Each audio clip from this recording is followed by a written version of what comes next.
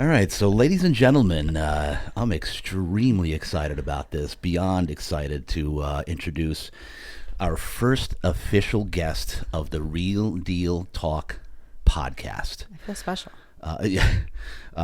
Katryn Fernald. Did I pronounce that correctly? Fernald, yep. Fernald. Okay. I'm happy because that's the first time I've ever tried to pronounce your actual real name. It's true. Because, ladies and gentlemen, I'm from Jersey, and we nickname everybody. Not that you needed a nickname, but Kat is what I know Katryn Fernald by. No right? one calls me by my real name. Yeah, barely. I actually had to check before the interview today. We had to practice. We did. Before I even attempted to do it. So, Katryn Fernald, a.k.a. Kat, which you'll be hearing me call her here. So I could not be more excited about this, not only because it's our first official interview ever on the podcast of probably hundreds, if not thousands in the future, right? Mm-hmm. But the thing is with Kat here, she was actually, she was on the list of a very long list, I think it was like 200. You said I could be, I think 200. No. So the podcast, ladies and gentlemen, if you'll see by my other one that I'm doing by myself, where I'm going to tell you that it's all about inspiration, relevant topics that people can be inspired by, learn from. And I'll tell you right now, Kat's story is so powerful because, I mean, if you look at her right here, look at her. She's a specimen. She's a physical specimen. She's beautiful. She's what are you like, 6'1", 6 foot? 6'1", no, 5'8". 5'8". Okay, so 6'1" with big heels on. There you go. Because every time we see her, we're at church or something, or we're going out, and she's taller than pretty much everybody because she's wearing the heels. So anyway, my point is this. You would look at her, she's beautiful, the whole nine. She's got everything you could possibly imagine for a woman, right? She's got a successful business, which, by the way, is called Katalyst Wellness, which is a wellness clinic. We're going to talk more about that in a few minutes here. But what I'm getting at here is the story that we're about to tell, we're going to dig into, and I'm going to peel back some layers here. Is it's so relevant, and it has to do with anxiety. And I know that's a topic and something that in this day and age, and pretty much in the history, people deal with anxiety, right? I'd say it's a very prevalent topic and something most people deal with, but probably now more than ever, wouldn't you say? Yes. That people are dealing with more anxiety because there's more doubt, there's more fear being pumped into our system, in our country, you name it. People are even more anxious. They have more anxiety. So anyway, we're gonna dig into this story, and and so my point is, she jumped up to the top of the list. Because we were at dinner one night, and she started telling me this story about how bad it is and was. And well, you were like, you had anxiety, right? And I said, oh, I had anxiety. Yeah, I okay, yeah, a little anxiety. That's cool, whatever. Yeah, you just got by it. You just got through it, right? She's like, no. I'm like, okay. So I started. We lost our mind. Yeah, at dinner, started peeling back the layers, and I was floored. I mean, literally. And I kept saying, no, we got to stop, because let's save this. You just jumped up to the top of the interview list because this topic is so relevant. Number one. Yeah. So it's very fitting and very. So Kat and I met about 7-8 years ago. Yeah, roughly. There was a Facebook memory this year. It was 7 years, it really? 8 years, yeah. And so we met at a gym. Shout out to the gym that we met at, Hardcore Fitness with Tommy Reynolds, my guy, your guy. I'll speak for myself. Got me in the best shape of my life. Yeah, me at too. that point, I had never learned about diet, and this is a shout out for Hardcore Fitness here in San Diego. Incredible gym, boot camp gym, and just I can't say enough. And the people, exactly, amazing. phenomenal. So we did a workout, like hundreds of workouts together. My wife and I and Kat. So that's how we originally met. And who would have thunk it? 7-8 years later, you and I are face to face in a podcast room talking about your issues. About to divulge my entire issue. Deep dark hole right here going down. About to peel back crazy layers to dig into Kat's past and become vulnerable. Are you going to cry? You're not going to cry. Stop are it. you? Yeah. Could you imagine Kat crying? Just the video, my videographer Chris, by the way, Chris behind the mic. You guys will meet him sometime. And we got Colin over here. Where's Spencer at? What's Spencer doing? He's manning the mic. He's just got the mic. That's it. Has he been demoted? No. Okay. Spencer, where are you at, dude? Spencer's like what, 6'8"?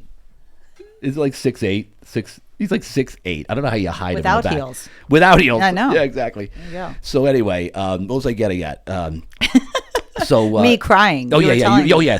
So my guy Chris, my main videographer, marketing, he says, "Kat, are you gonna be crying today?" And she's like, "What?" He goes, "Well, that's gonna affect things. We're gonna have some tissues." I'm like, the odds of Kat crying are like slim to none. Listen, don't ask Jason. Jason has been through it this year as well with me. So, And I'm talking in this interview, but hey, you never know. Maybe that'll become my thing. you can make people cry. Yeah, maybe that'll be I'm sure that will draw more people to your show. Exactly. Everybody loves drama. It's true. Right? And already people are listening to this going, would you just get to the story? But listen, listeners and watchers, deal with it, because this is the way my podcast is always going to be. I'm going to ask for a million details. I'm going to take forever to have them tell the story. So just, if you don't like that, if you like quick stories, then this isn't going to be your podcast. No. You know, if you want to live a life of fear, this is not your podcast. If you want to live a life of faith and be inspired by people that are kicking ass and taking names, this is your home. Okay, that's all I got to say about that. All right. So anyway, so Katalyst Wellness, right? Mm-hmm. Had it. How long you had the business now? 2 years almost. 2 years. Yeah, 2 years in March. 2 years in March. Yeah, and they opened. We were gonna open March. We ended up open May 1st of COVID. Of COVID. Yeah. May, it's not even of 20. It's May 1st of COVID. Uh-huh. So, and think about this, the irony of this, a wellness clinic in the middle of a pandemic, right? So, and I will speak for this right now. I'm gonna shout you out right now. So, I started seeing Kat at their the wellness clinic here as soon as I hit 50, which was actually this year. Was it this year? It's your birthday. I know. I'm asking you. So my point is, as soon as I hit 50, I said, I'm going to optimize my hormones. And lo and behold, Kat opens up a wellness clinic at the same time. We didn't plan that. No.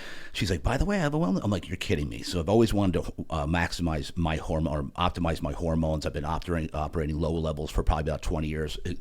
Luckily, I've been able to still do okay, building some muscle, but not feeling great as far as energy and whatnot.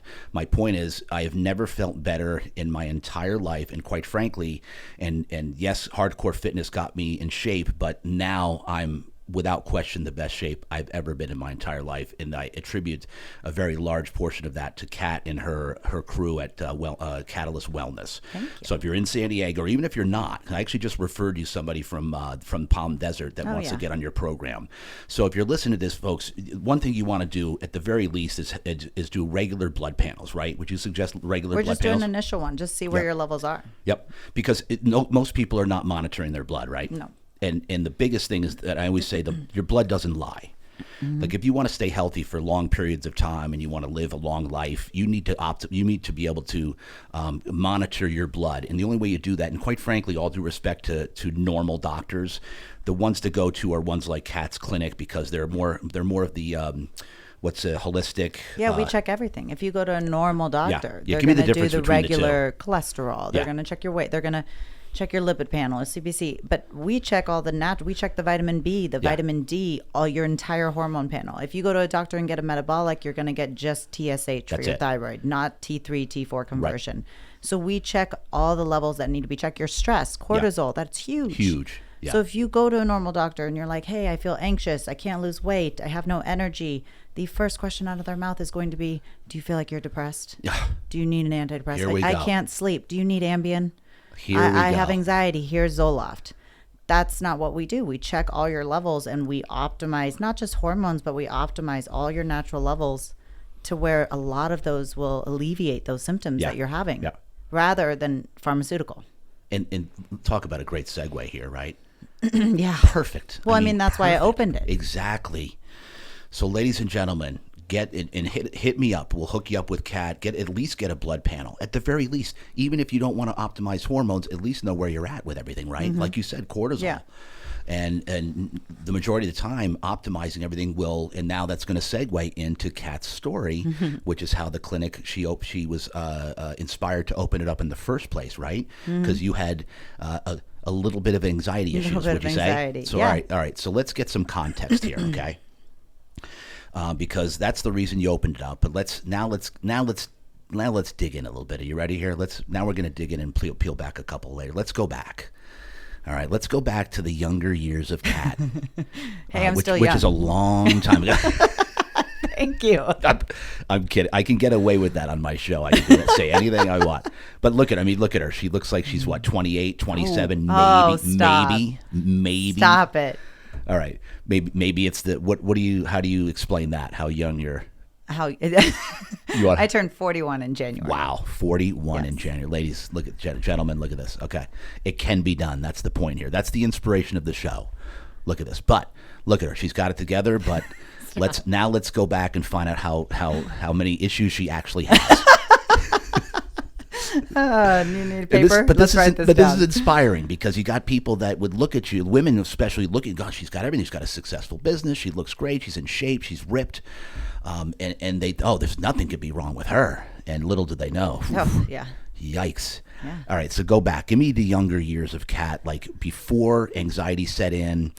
Any childhood stuff going on? Anything with the parents going on? No, I have two parents. I have 2 older brothers, and I had an amazing childhood. I mean, wait, you had 2 parents? Well, I mean, mom, dad. You had two parents, 2 older. You mean they were brothers. Together? Yes, okay. They were together.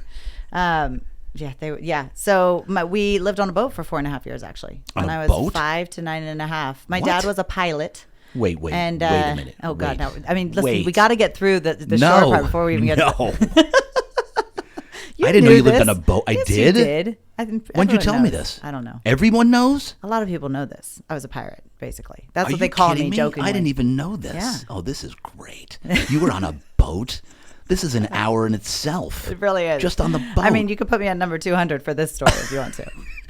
No, my dad was a pilot, and he had to retire on medical, and he was still young. Okay. And you were what age at this point? 5. 5. And then he said, hey, maybe we should live on a boat. Yeah, he said, I asked him recently, and he said the reason I decided to do this was because there's no way your mom would have lived at home with me and not having to retire, both of us in the house, like we would have killed each other. We needed an adventure. Oh, so when is it an adventure thing?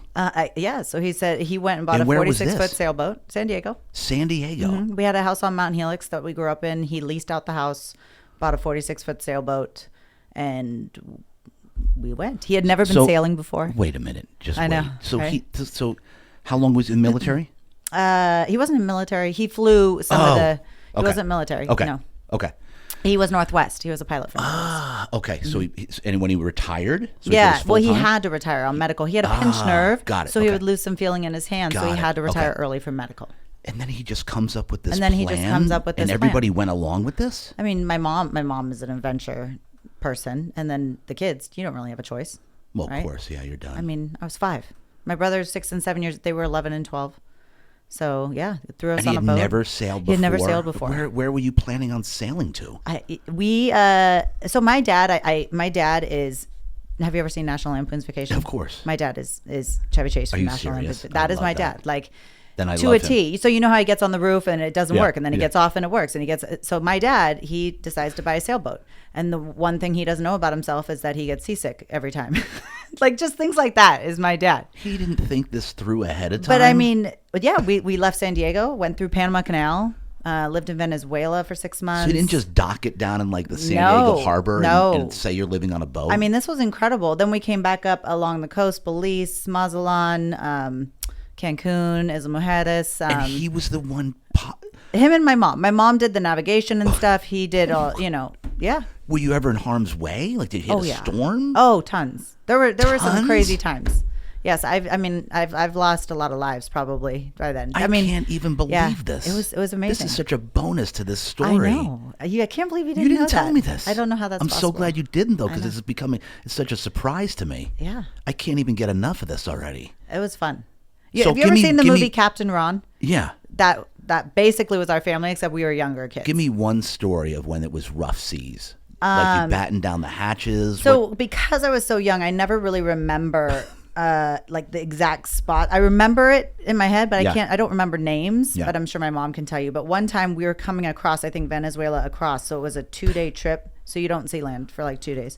and you take shifts. And shifts? What do you mean shifts? Well, like you can't stay up 2 days straight. So my brothers and I would take one shift. And when I say right, I was. What are you looking out for? Like other ships, sharks, yeah. You whales? can't just all go to bed. I mean, that you in the middle of the can't? night. No.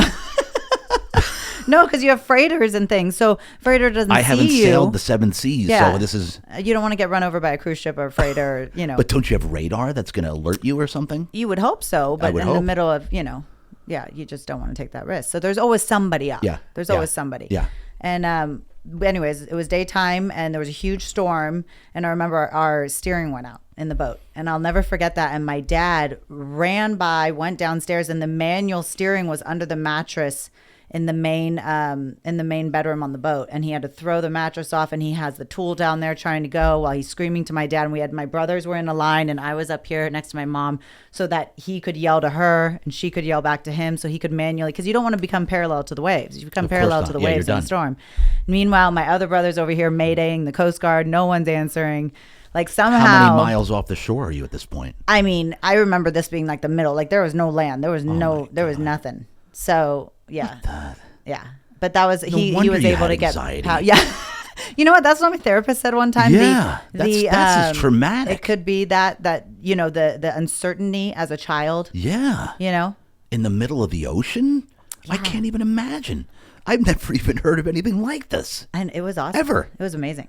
But now you loved it. Oh, it was, I mean, come on. We went all through the Caribbean, Bahamas, water like glass, like 40 feet water. You could see a penny on the ground. Did you always hit ports and hang out? Oh, yeah. Like my parents would be like, hey, just go swim to shore and go play on the beach. Because there's like islands and that's what you did. Yeah. My parents, we would anchor. And then a lot of times it's like, okay, you guys want to go play on the beach, go swim to shore. And then we'd swim to shore and go play. And there were a couple times, like one, we went to. So you wouldn't actually dock the boat? Oh, no, not on islands. There's not a marina at everywhere you go. So you just anchor off the coast and then swim to shore? Yeah, or you have a dinghy, or you take a dinghy to shore. I know, we're not even into the story. I can't even believe this.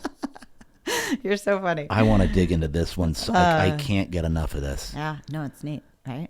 Yeah, because I never even heard of anything like this. Yeah. Okay, so all right. There's so much more. I can't believe that you brought this up because now I'm having a hard time getting off this. This is unbelievable. So so what made him? Let's finish the boat thing. What made him decide to stop sailing the 7 seas? My brothers are idiots. They wanted to go to high school.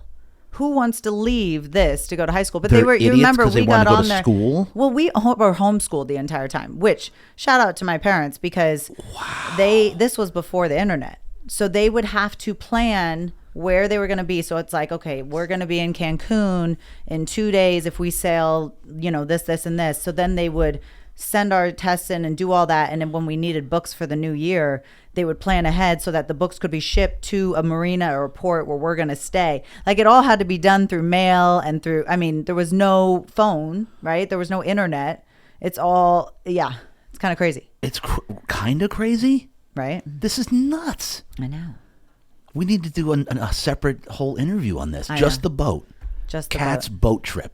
Should. I should bring my mom in when we do that because she remembers all the names and stuff too. The names of what? Well, like where we were. Like I remember one island we were sailing in, and you know we always would sit. So when it's a beautiful day, you'd sit up at the front, and you know there's the railing of the boat, and we put a leg on each side so we're not falling off. But we're going with the waves, and we're sailing, and we're looking down, and all of a sudden, all the water is just covered with water snakes.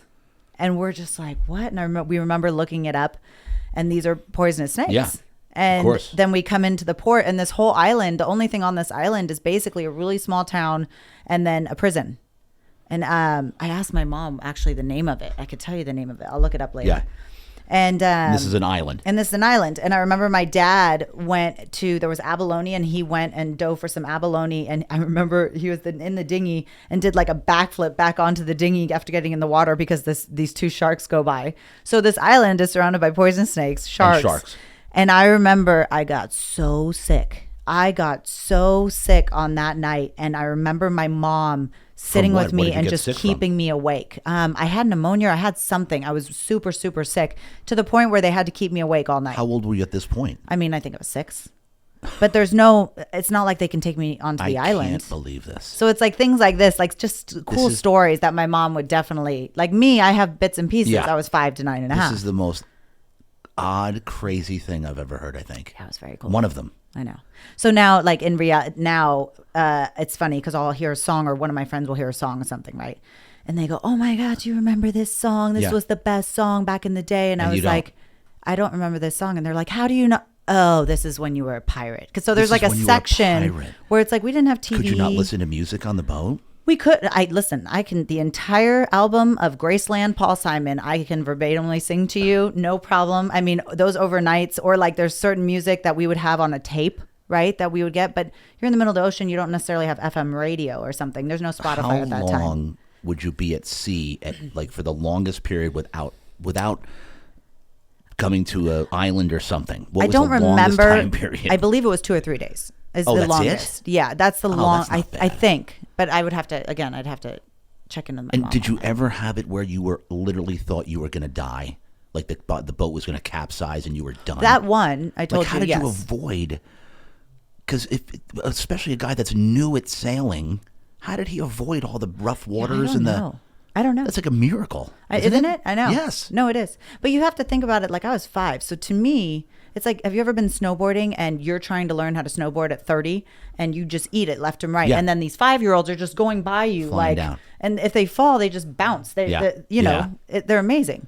The same thing on a boat. Like to me, it was like, no, we're fine. I look back at that time and it's amazing. You don't know any better. But I can't imagine. So many people have said, how did your mom and dad do this with 3 kids? How were they not freaking out about this? And I'm like, what do you mean? It was so fine. But now I look back being older. It's crazy. And I'm like, yeah, that's probably a lot. 3 young kids on a sailboat. Look at this. I think I should be a therapist because I already found the root of your anxiety. Yeah. In one question. One question. Session's over. Yeah. Leave your money at the door. We're having a nice day. I'm going to save you a lot of money. Perfect. I found it. It's the freaking boat. Who sails on a boat for... I don't know, but listen, if I could do it again, I would. You would? I would. How 100%. many years was this? 4.5 years. 4.5 years. 4.5 years. And it was amazing. 4.5 years. And you know what's weird is the little things, right? I can't. You go to a marina now, or if I go to a marina, the smell, the sound of the ropes. Or do you I love it. Or is it like PTSD? It's like, no, it's amazing. It's amazing. Or is it like PTSD? No, so it's actually amazing for you. Yeah. Wow, that's incredible. If I could do it now, unfortunately, you have to do this thing called work and earn a living. We have responsibilities. Yeah, we have to pay bills. Annoying. It's very annoying. Yeah, adulting is terrible. Yeah. Unbelievable. I can't get over this. I can't believe it. All right, so I could go on this for days. So now so this is then go into high school. So your brothers wanted to go to high school. They wanted to go to high school. So we went to DC, came back down to North Carolina. We lived in a small town on the Outer Banks of North Carolina on the boat for a year called, what was it called? Manio. Yeah. And then my dad had hired someone to sail the boat back around to San Diego. And then we cross-countryed in, I'm not joking, a station wagon like the one in National Lampoon's Vacation. And we cross-countryed the whole way home, stopping at every national park so we could hike and see all the animals. And like we would, I mean, it was serious. I'm serious. My one brother always smelled so bad. I remember we'd have to stop and like get alcohol and stuff. What? Because he would smell like he was a young kid. He didn't shower? No, he did. But it's like, just like, it was seriously National Lampoon's Vacation, how they always fight with each other. I remember one time we went hiking and my brothers kept throwing rocks in front of my dad. So my dad kept being like, you guys, shh, there's going to be a deer. There's a deer ahead. And after like a mile of this, my dad finally figured it out. And he's like, son of a bitch, what? I mean, I thought there was, it's just the dynamic. I mean, the family, it was totally National Lampoon's Vacation. I can't believe this. So how did you decide where to go to go to school? When we came back? Yeah. Well, we still had the house. So he leased out the house. So then we came back to the house. Mount Helix. Mm-hmm. And then, from there, school, districts, all that. Where was the first school you went to? Forte Elementary. Forte. How'd that go? Amazing. So you were able to get right in, no problem? It was actually funny because we would do school in the morning for like 2 hours every day. And when we came back to regular school, we were ahead. You were ahead? We were ahead. And that's not speaking grade. to our intelligence. I think that's more speaking to our school system. To our lack of, exactly. Yes. Yeah. And you would do, so you do 2 hours a day. Mm-hmm. And when you came in, got into your grade, what you're saying is you were actually ahead of the kids, right? Grade? We were ahead of for sure. That's saying a lot. All of us. And so, okay. So then what about any issues there with his kids or bullying, anything going on there? Nothing? Mm-mm. So, okay. So then where'd you go to high school? High school, Grossmont. Grossmont. Okay. Yeah. So then take me to out of high school. So high school, you went to college. Yep. San Diego State. San Diego State. Mm-hmm. All right. How'd that go? So first dose of anxiety was when I graduated high school. So I had the first love of my life, right? Okay, and first boyfriend, first everything. And all right. And I think at one point, he basically cheated on me, and I found out about it.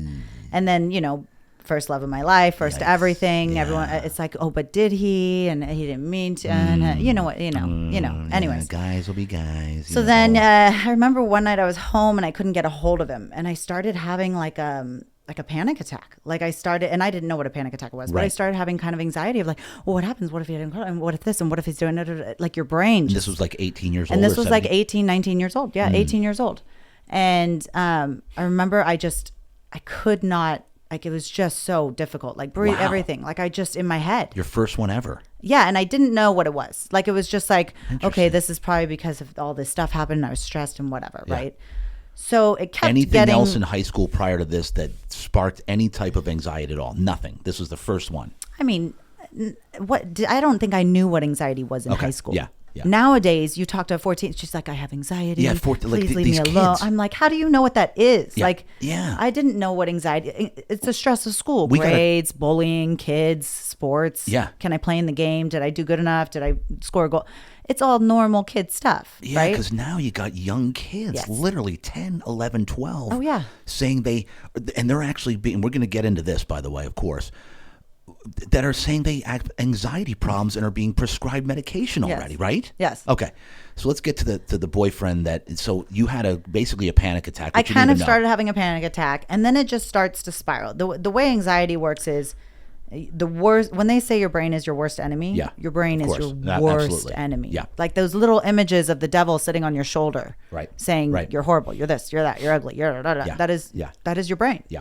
And so that just keeps poking at you nonstop. And eventually when you have something in your ear like that going nonstop telling you, oh, you don't deserve this, you're that, you're whatever it might be, then you start to believe that. And then you start to spiral and kind of go down this hole. And it's like, okay, well, I can't do this. Like, I mean, I just can't do that. What am I supposed to do next? I mean, I don't know. And then you start freaking out. And then it's like over days and days and days, you just start losing you don't want to do anything. Yeah. You kind of just want to crawl into the covers and do absolutely nothing. You don't know what you're supposed to do. You feel horrible about yourself. And inevitably you kind of turn to the people around you that you love, and you're like almost like grasping onto them, which then all of a sudden they're like, what are you doing? Which only continues to bash your thoughts about yourself. You know what I mean? Yeah.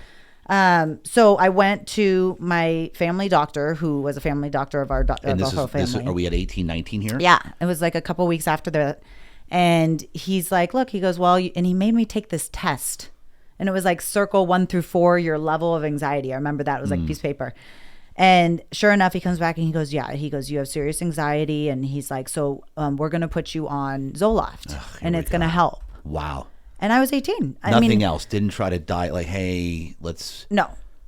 He made me take a test of the numbers, and then he put me on Zoloft. Wow. And 18, 19. 19. And I was like, okay. Because one, I hadn't worked in medical yet. So I was like, he's a doctor. Yeah, of course. Yeah. He knows what he's doing. Of course, doctors know. Yes. I mean, look how much school they go to. Doctors are like the Bill Cosby, right? Yeah, there we go. Super smart. That's a great one to use. So that you kind of grow up thinking, especially then, doctors are everything. So he told me to get on that, and I was like, okay. So I got on that, and I was feeling better. Yeah. Like it kicked in within 2 weeks, felt 10 times better, felt like I could do everything again, went back to normal. Like, so go back. So you had the first kind of episode, and then was that happening daily? Was it happen weekly? Like before you went to the doctor, like when did your parents take you? Obviously your parents took you to the doctor. No, I was 18. I drove there. So you decided yourself to go to the doctor I went to get checked out? Yeah. Because I wasn't doing well. I felt like. Did you tell your parents, hey, I'm not feeling right? I don't remember, honestly, Really? if I told my parents. Wow. My parents, they had a tumultuous relationship. They were two very attractive, smart individuals who were either completely in love with each other or like throwing a plate across the room and screaming at each other. You know what I mean? So they were never, I mean, there were plenty of childhood memories, and I'm sure the kids always hear their parents fight. I don't know, where it's like you just kind of sit in your room and you're like, okay, they're screaming at each other for a couple hours out there. You know what I mean? So I don't know if I necessarily, I mean, I think that they probably contributed. I mean, there's genetics there. There's everything. Did they ever, tell you these things, negative things about you, and you'll never amount to anything? Oh, no. My parents are the most supportive parents in the world. Great. Wow. I mean, they always told me how amazing I was, everything. But I think there's a piece of, honestly, genetics that were passed even down to them. Like now I see it in my dad. He worries about things and anxiety, or I see it in my mom. My mom very much, I am my mother. And my mom controls everything. Oh, wow. My mom is very independent. A neurotic very control. Strong. Got it. Yes, German. And so I am my mother. So so yeah, I don't know if I necessarily, I honestly don't remember if I went to them. I don't remember. Wow. Interesting. So you go to the doctor, and how long had this been going on before you actually went to the doctor? I mean, couple weeks, it was like a month, I think. A couple weeks to a month. I was feeling horrible. And the first thing he literally did was prescribe medication. Yeah. Well, and he also said, because he was my parents' doctor too. Yeah. So I don't know if I should say this because they're probably going to listen to this, but I remember him specifically saying, listen, with your parents, I kind of understand. So apparently they had both gone to him before as well. I don't know. I mean, obviously I don't know what. This is really interesting. Yeah. Because, a lot of us think that maybe it's perpetuated from something, but you had supportive parents. Yeah. You had a beautiful childhood. You loved sailing the seven seas. I thought maybe that was it. You had in high school, everything was great. You're like looking for the reasons. Yeah. But this is even better because then people can realize maybe it literally can be a genetic thing that's passed down through your genetics, right? Yeah. Honestly, yes, that's what I thought. It's like, okay, well, this is my rationalization down the road of being on these meds was I basically like, okay, this is somebody made the analogy to me one time. It's like being diabetic.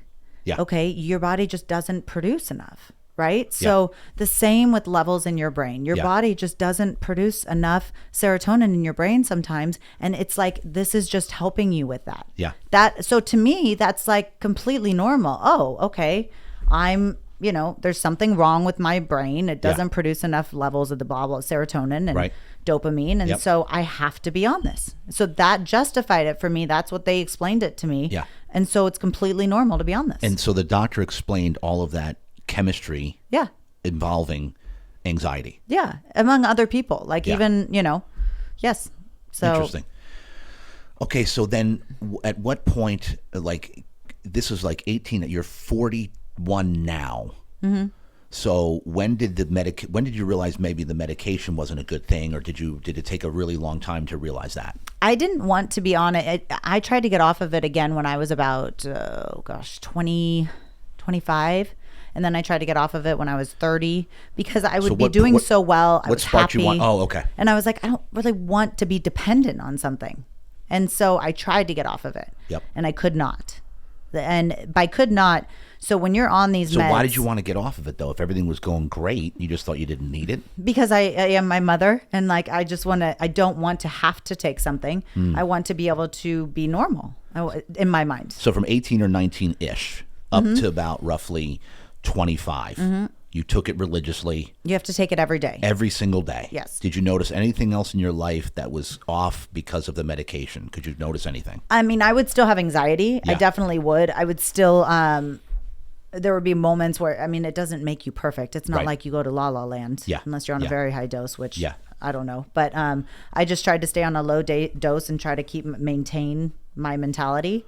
Keep in mind, though, it's like, again, I keep saying this over and over. I am my mother, and my mother likes to control everything. So everything I did, I always wanted to be the best at, no matter what it was. Yeah. And I made that happen. Yeah.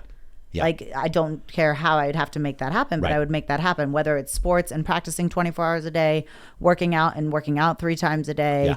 I would go above and beyond to be the best at everything and make it happen. It's exhausting. Yeah. That's a lot of pressure. It is. And it can be a very stressful pressure. Yes. To constantly perform and be the best. Yes. Right?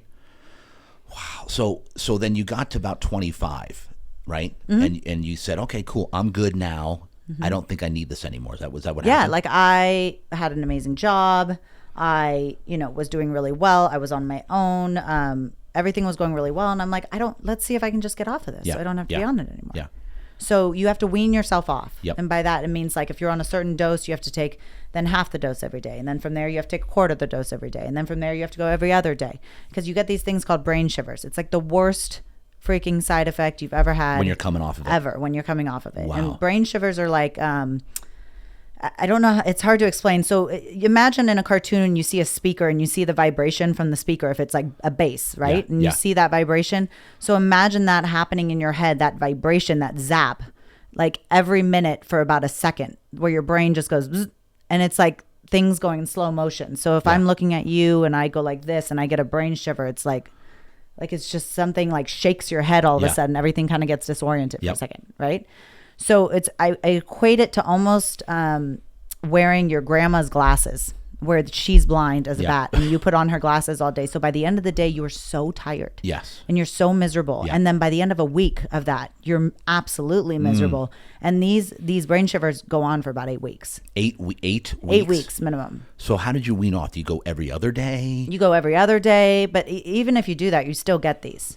And then you slowly, and then once you get off. What did the doctor say? Did you tell the doctor about the side effects? Oh, so many times I've asked the doctor, what can I do to get through this? No, it's just something you have to endure, unfortunately. That's just the way it works.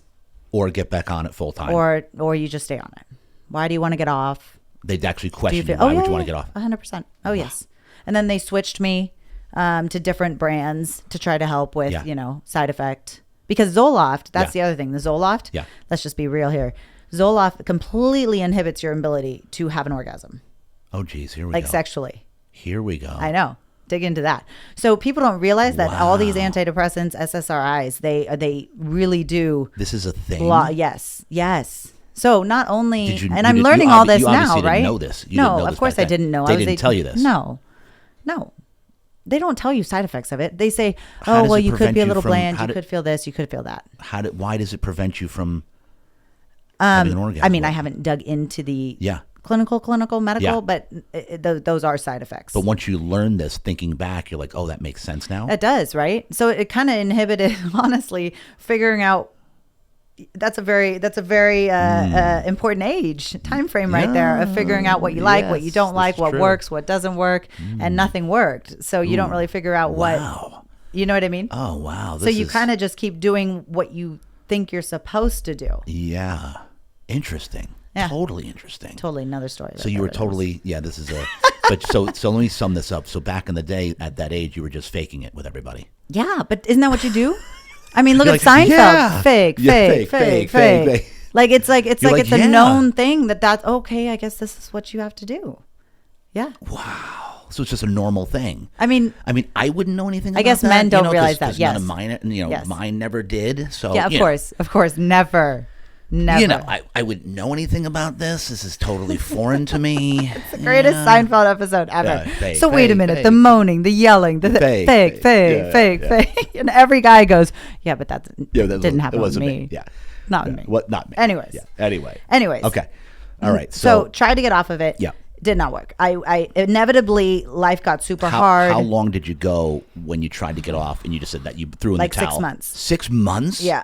Because I kept coming back to myself and being like, okay, if you still wake up and you are miserable, then you have to get back on these. Yeah. And so then I just kept waking up and everything is harder. Everything is more frustrating. Everything is, somebody says something and you want to punch them in the face and you're so mad. This is when you're coming off of it. Yeah. Like you're just, so you cannot handle reality in some ways. Everything is just irritable. Everything. And so it's like, okay, well, go right back. And I remember going back to the doctor and they're like, sometimes you just don't produce enough in your brain and the same speech. It's like, okay, so I'm not normal. And you said they went from Zoloft to a different one, right? They did Lexapro. And then when was that one? Age 25? They switched you? I don't know. I mean, there's been some Lexapro, and then there was Zoloft, and then Lexapro, because I told them finally about the sexual thing, and they're like, "Oh, well, let's try a different one." They acted like they didn't know what you're talking about. No. They're like, "Oh, that can be a side effect. Let's try a different one." Yeah. That can be a side effect. Yeah. I mean, if you look at the side effects of these things, it's horrific. It's ridiculous. Yeah, so that's why these commercials have like the whole commercial side effects. It's just sickening. It's crazy. I can't believe that's okay. It's so normal. And again, I'm not saying there is not a place for antidepressants. Some people it is to get out of a hole, but there are multiple clinical studies that have come out that show your brain becomes dependent on antidepressants after 3 years. 3 years. 3 years. And we keep people on these things just saying, here, no, it's totally normal. Just be on this. It's the same concept as birth control. Yeah. You put these girls on birth control at 14 years old. Yeah. And then you sit here and I own a hormone clinic and you go, oh, no, we don't mess with your hormones, except for the fact that we put you on birth control, which has hormones in it at 14 years old. Correct. And you say there's no issue with that. What? Yeah. So why, break this down here. So why did they continue to just keep prescribing and prescribing? Did they actually genuinely, wholeheartedly feel that this is a good thing for their patients, or is it a money thing? I think it's honestly, I want to believe in human beings that it is not a money thing. So do I of course there are doctors out there that it is 100% a money thing.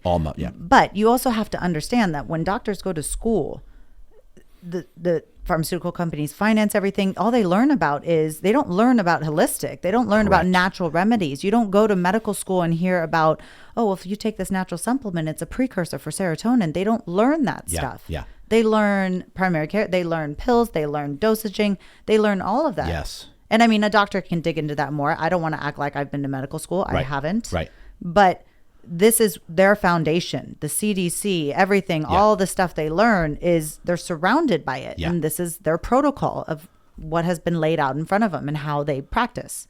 Unless you go outside your realm, which now is a lot more naturalistic, holistic wellness. I mean, even our doc who does the hormone clinic, we had to send him to like these courses outside of medical school that he went to. Right. Because they don't teach that. Right. And so medical doctors, the whole training is about is it just like masking disease? What's the premise, basically? Well, I mean, if you look at Medicare, I mean, it says in there, it is not preventative.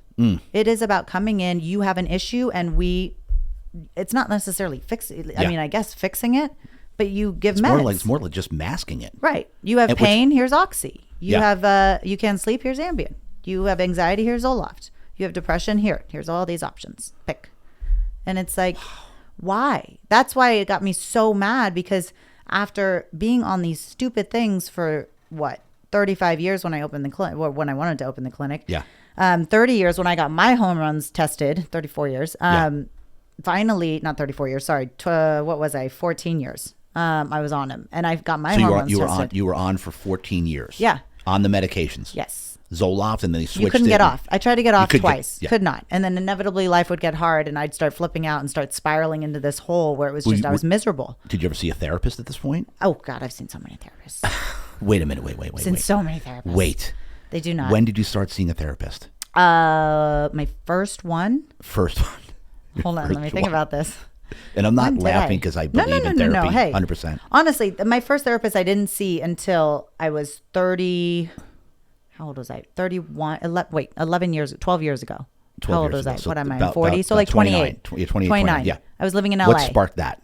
Because I tried to get off the meds again and again spiraled, could not get off of them, had to get back on them. And I'm like, okay, I need to start digging into myself and figuring out like how I get off of these and what I can do to make myself better. Yeah. Because again, it goes along with the whole theme Nobody of who else I am. suggested that. Nobody suggested a therapist up with us. You just came. Parents didn't. The doctor didn't say, hey, you know what? Maybe we should start digging into your brain a little bit. And no, but this isn't necessarily a side that at this point, I am now very vocal about it, but then it's not like I would sit here and preach and be like, yeah, I can't get off these antidepressants. Need to get, it's not something that you vocalize. Right. And you also have to realize, again, my personality is like, okay, I had my career. I was renting my place. I lived in LA. I was very independent, very much my mother. Like, I can do this on my own. This is the image I portray. I don't portray the image of like, I am losing my mind and I want to cry and I don't know why and I'm miserable. Yeah. So there's a level of ego there where it's like, of course. Oh, no. This is who everyone thinks I am. Keep that up. Yeah. So it's not like I'm going around being like, what do I do? Yeah, that's true. So I did that this last year. Well, that's why I was so shocked because, as I said in the beginning of this interview, when you look at you, I mean, you've got it all. There's nothing that could be wrong here. I mean, what could you be worried about? Right. That's funny. Right? No, I know. I'm very blessed with everything I have. And I'm sure people, believe me, there's been many of times where, again, that little devil on my shoulder is like, you have everything and look how miserable you are and look at da-da-da-da, and you're so selfish for thinking this way. Yeah. Like that's a part of it too. Yes. Wow. Like, that's why the story's that much more powerful, in my opinion, because people it'll make people look and say, wow, if she goes through this and experiences this, and you can come out the other end, which we're going to start getting into here in a minute on what eventually you started doing. So let's go back. So we're going to get a little more of that in a little bit. But so you started seeing a therapist. Mm-hmm. What did they say right away? They just kept, I don't know, like some therapists. Okay, here's my issue. Again, there's a place for therapy. Of course. I am very, you know me, I'm very real. I'm very blunt. What you see is what you get. It's very hard for you not to know what I'm thinking.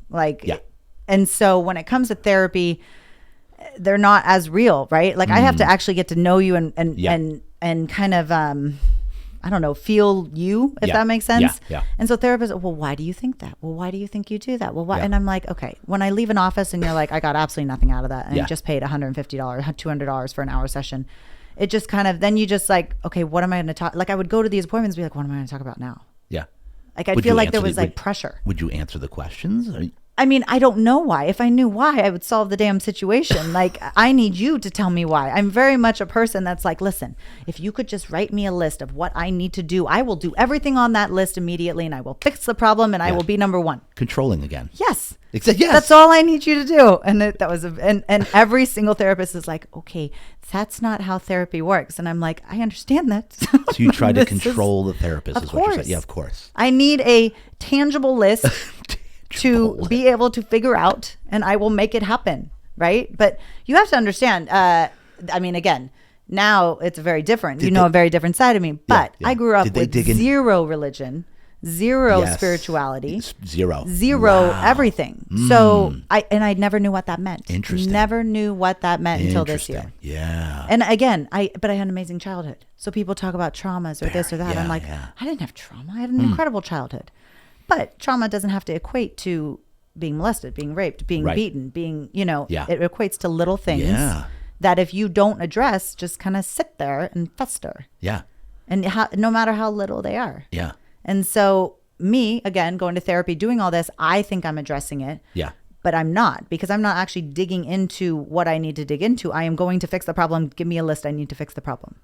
How do I fix the problem? Yeah, so therapy it did not work. It did not work. Went nowhere with you. So I saw quite a few therapists. And did any of them dig into the boat story like me, or? Not until yes, actually not until Jason. He sent me to his therapist, who is incredible. Her name's Paula Shaw, and she does energy and chakra. And that was I remember going to her the first time, and I'm like, I'm sorry, what? And she does the whole muscle, like the muscle where she's like, ask your question, is your name Katryn Fernald? And she goes like this. And it's like, if you're telling the truth, you're strong. And if you're not, then your arm moves. And I'm like, that doesn't, what? Like, this is like hippie stuff. What are you talking about? No offense to hippies. But you know what I'm saying? Yeah. And so, and then she puts me on a table and she checks each chakra by holding a crystal over it. And I'm like, what? Yeah. Like, listen, controlling mind over here, science, everything else. Like, this is, what are you talking about? Yeah. What?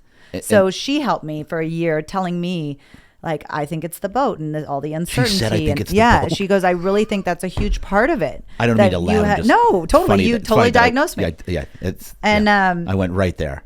Yeah, and she just kept telling me, like, you have to believe in the universe and spiritual, and you have to realize that it has your back, and da-da-da-da. And I'm like, I have no clue what that means. What does that mean? And you know what? Now that you're on this spiritual journey, and we're not going to get on this tangent, but I'm going to touch on it, because you've followed us to this church, and we're the spiritual journey that you're now on, Kat, I think is going to be a big thing. I know it is, but this is not, we'll touch on that in a bit, but because I want to go back and still get on the...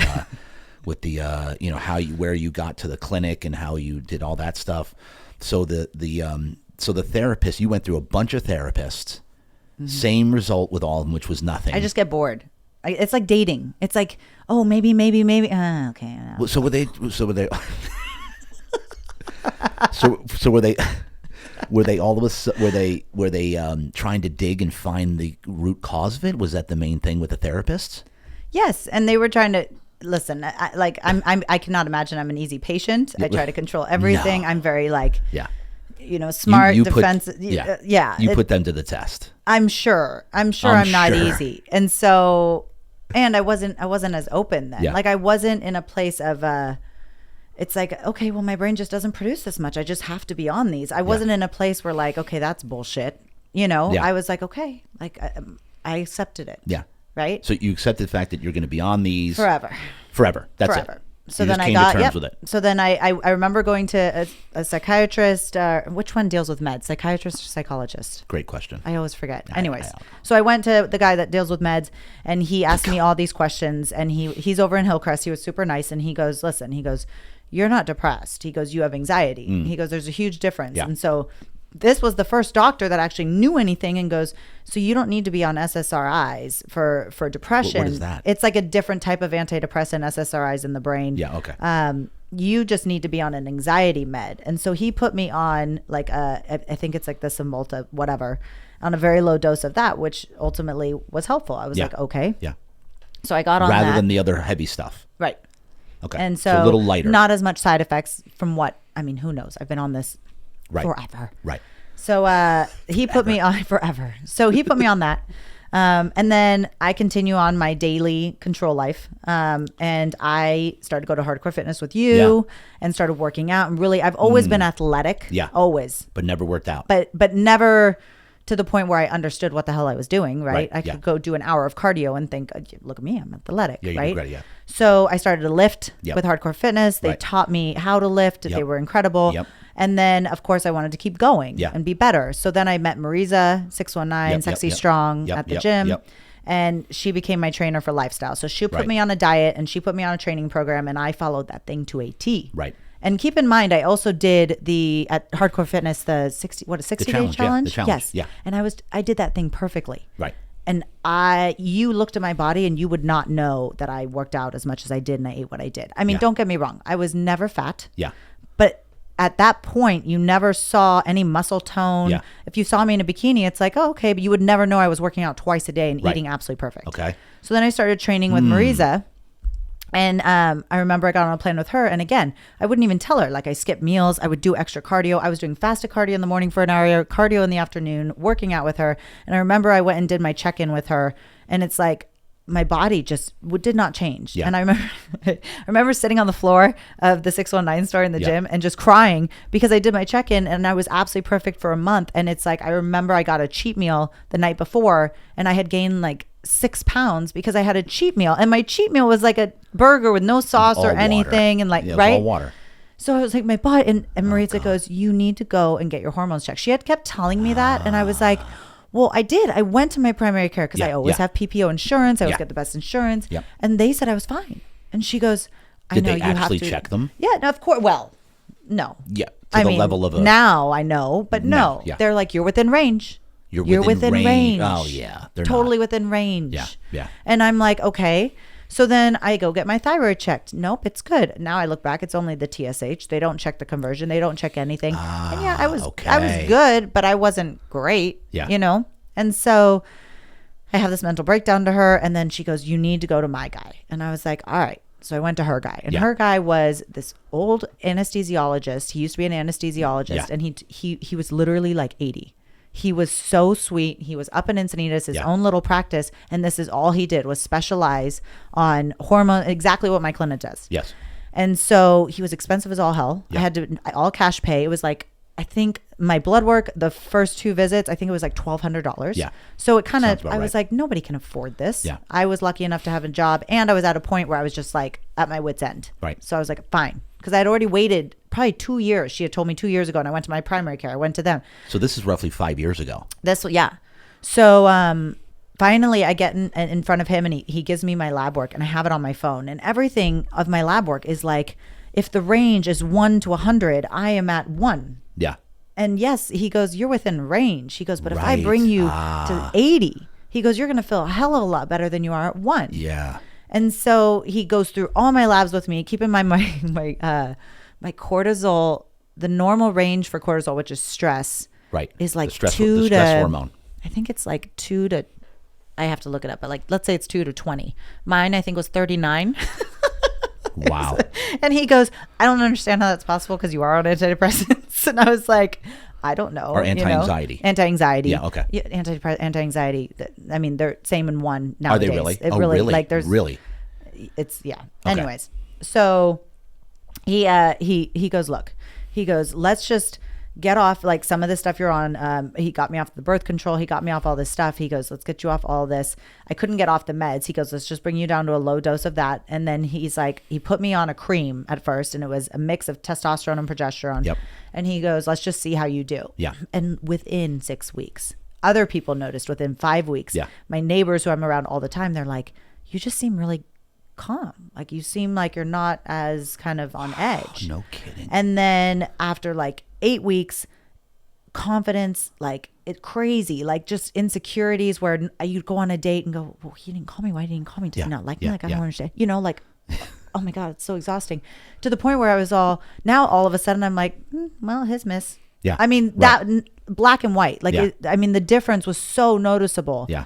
And all of a sudden, like I had this just confidence now. And then my body started changing. So I'd work out once a day and I would see the results, and I started putting on muscle, and I started actually seeing the results from what I was doing. So everything started changing for me when this happened. And I remember going back to him 6 weeks later, and I was like, I don't understand, why was this never offered to me before? And he goes, because this is not what they learn. They don't learn how to be preventative. He goes, that's why when I was an anesthesiologist, people kept getting wheeled into my room for surgery. And I just look at these people and I wanted to start helping them before they got on my table. And that's what he said. And he was incredible. I mean, he was the nicest guy, like just awesome guy. Yeah. And so he completely changed everything for me. Now, keep in mind, like my anxiety was less, everything was less, but me, well, my levels just don't produce as much. So I can't get off of those because I've already tried twice, and that's my belief system. Okay. Can't do that. Right. Right. But everything else, amazing. You're talking about the anti-anxiety stuff. Right. Okay. So 6 months after I met him, like 7 months, I met Jason. Yeah. Like things just kind of, I started being, you know that movie with Jim Carrey, Yes Man? Oh, yeah. Like all of a sudden I had this confidence, and I'm like, screw it. Yes. Like, let's go do it. Yes. Yes. I remember my friend Cindy at the gym, barely knew her. She's like, oh, we're going to Greece. We got to have a sailboat. There's 7 of us going. We have room for 1 more. I'm like, yes. Well, I don't know any of you. I know. So I go to Greece with 8 people I do not know, 7 people. And it was just that quick of a transition. It was of the like, way you felt. Yes. Wow. And just so there's a level of mental, emotional, and physical when it comes to naturally your body, hormones, all of it. And there's a level of like the emotional, all of a sudden you just have more confidence. You just feel like you can sleep better. All of that, which gives you a level of confidence that all of a sudden now physically you start to feel better. Yeah. So you're working out more. Then all of a sudden you see the results from that. So now you have this confidence, and then you have the physique. And then mentally, because you have those 2 things, you're like, oh, it is game on. Right? So let me ask you this, because this is I know that there's going to be watchers and listeners right now that want to kick anti-anxiety pills. They want to get rid of their anxiety. This is and I know that they're probably thinking right now, because look at you, you're a physical specimen. They're probably thinking, well, I don't want to be lifting weights, and I know, you know, that how that goes. I don't want to. Do I have to work out in order to optimize my hormones? I know I'm kind of jumping ahead here, but it's something I know people are probably thinking right now is like, do I have to, like, in order to optimize hormones, do you have to be a workout fanatic, or does it matter? No, so give me I'm that, just break crazy. that down. Yeah. No, I mean, literally, I've worked out. I was a collegiate athlete. Yeah. I was a coach. Yeah. I just love working out. So that was kind of my therapy, working out. Right, of course. Put on loud music and go work out, and like anybody that's that worked would help out me. Knows that.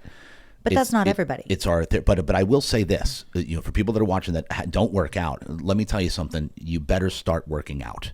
You know, short-term pain, long-term pleasure. It's painful to work out, eat right, do all this stuff, but it's a great anxiety reliever working out. It is. So that's a side note here. It is. But I mean, and I'm not saying to the gym, you don't have to be a meathead. You don't have to, right. quote unquote. Yeah. But it's like, I remember when I was 20, when I was in San Diego and having anxiety, I would go run Cowles Mountain every day. Yeah. Sometimes I did it twice a day. Wow, geez. Because I would just need to get out of my head. Yeah. So I would just go do that. It's about getting outside, go for a walk, go do something active. Sitting inside, social media is the worst thing ever. But like doing all this nowadays, it's like it only makes it worse. It does. It only makes it worse. Absolutely. So doctors, like, think about this, because this is why the pandemic in our society is, number one, obesity, overweight and obesity, and then pills. Because how many people are dying now from overdosing on? I just saw that article. It's like fentanyl killed more people than COVID. Yeah, from overdose. Just think about this. Think about this. Like, and look at all some of the, the big stars, or the entertainers, actors that have all passed away from medication, from overdosing on too much medication. Well, have you watched TV in real time lately? Like now we have all you can fast forward through commercials but if you sit there and have to watch TV, 90% of what you're seeing is drugs, pharmaceutical commercials. And then at the very end, you could have bleeding from the colon, and you're like, Jesus. Yeah, it's not even at the end. It's the whole commercial. And we're the only country that is allowed to advertise pharmaceuticals. It's the whole commercial. And I'm watching this, and here's my child sitting next to me. And I'm thinking, my child right now is being programmed that medication is okay. Not only okay, but it's like normal. Yeah, and it is okay. I mean, hey, listen, there are places for it. But it's not, we are taught, I was taught, this is normal. You have to be on this the rest of your life. Yeah. Your brain just does not produce enough serotonin. You are not normal. So what would you say as far as, number one, optimizing hormones? Would you say that that's without question, everybody should be doing that no matter what, at what age? I know. See, that's the thing. You're not going to be an 18-year-old coming in and getting hormones. Of course. But personally, I remember when I was 18, I would get blood work done. Yeah.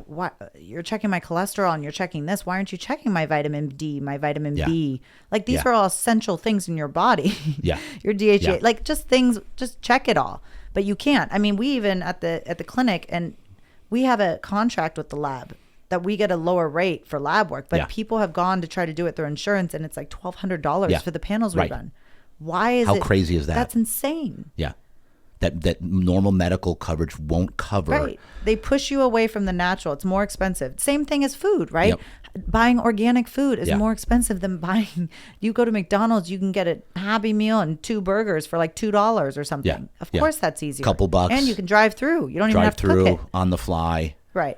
So, and so as far as the hormone thing goes, what do you think as far as age? That was absolute 100%, everyone should be getting their hormones checked. Was it 30, 40? I mean, regardless if they have anxiety issues, if they, you know what I mean? Like when are levels for sure getting messed up? You know what I mean? I hate to laugh. No, but totally. Would you say that at a certain age, 30 years, like past 30 or 40, there's no question your hormone levels are off?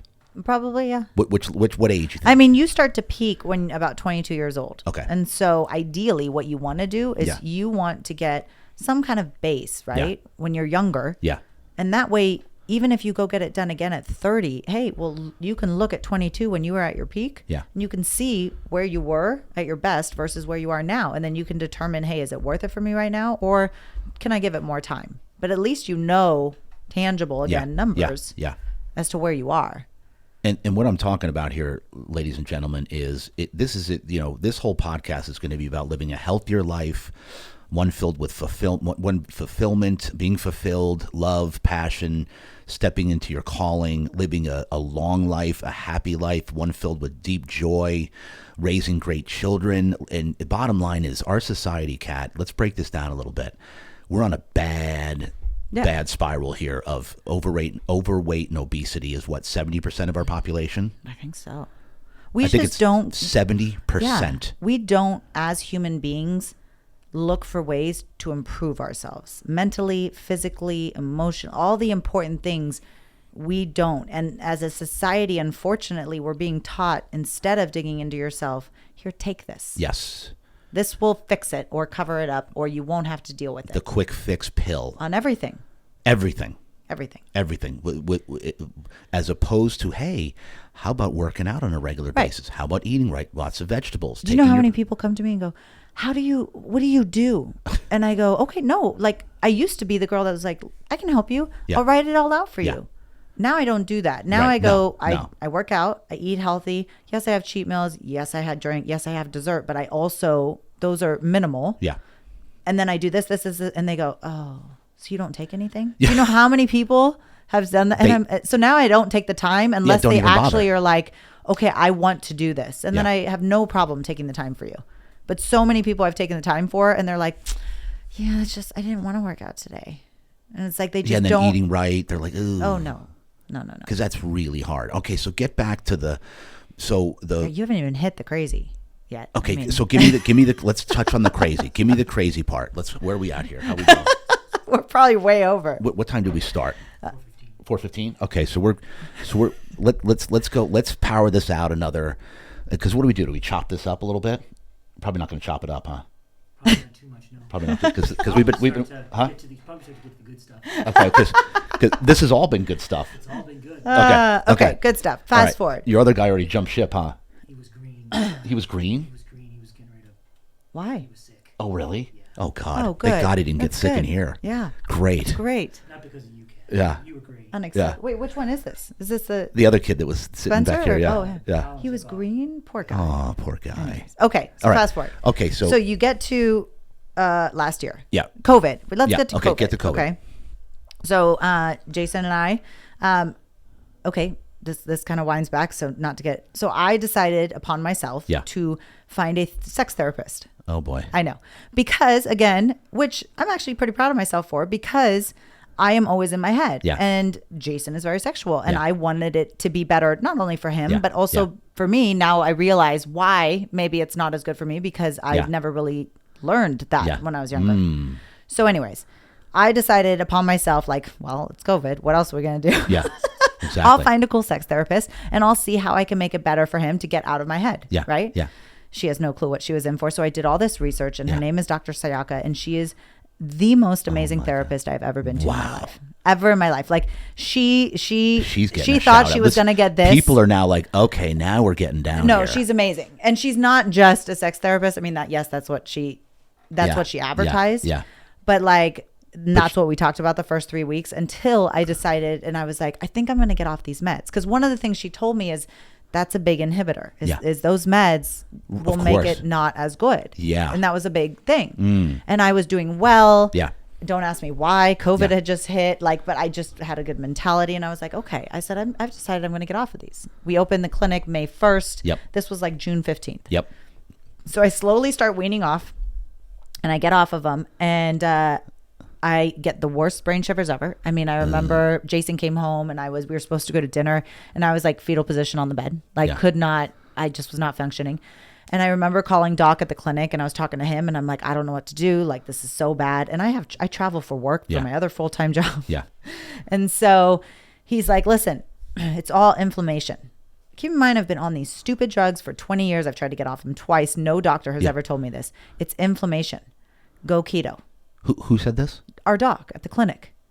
Cammie. Yeah, Dr. Cam. Cammie. No kidding. So, and I go, what? And he goes, go keto. And I'm like, fine. I was so miserable. I was like, cut out carbs. No more side effects within 2 days. As soon as I eat any carbs, brain shiver galore. No way. So that was... People are going to love this tidbit of nobody information. knew this. Incredible. Nobody ever told me this. No doctor. And keep in mind, I went 4 primary cares I've been to. Yeah. No one ever told me this. And I'm like, how is that not? So it's like, you're almost making it more difficult to get off these things. Yeah, of course. So I got through the brain shivers, which was amazing. So that's like 3 months. Right. So then You November. went completely off. So now you're completely off. Completely off. So then slowly I'm dealing life. I have my full-time job. I have the clinic. Yeah. COVID is Yeah, of course. wreaking havoc. Yep. And it's November of 2019. And every day I'm coming home and I feel like a semi-truck is sitting on my chest. Like I feel like I am just like cannot function. Like I'm so frustrated with everything. I'm so irritated with everything. I'm not sleeping. And it just starts piling up to the point where it's like I have a to-do list on my phone, and every day I'm like, I just can't, this is so like freaking out. Yeah. And I sit across from poor Jason. And keep in mind, I went to Jason prior to getting off of these. Yeah. And I was like, listen, Get ready. I'm going to try to get off of these. And he is so supportive. And he's like, he's amazing. okay. And I go, I have no clue what that's going to look like. You said this? I told him this. Yeah. I said, because this is 20 years. I don't know what this is going to look like. Yeah. And he's like, I'm proud of you. You can do this, blah, blah, blah. And I'm like, I'm just letting you know. So November.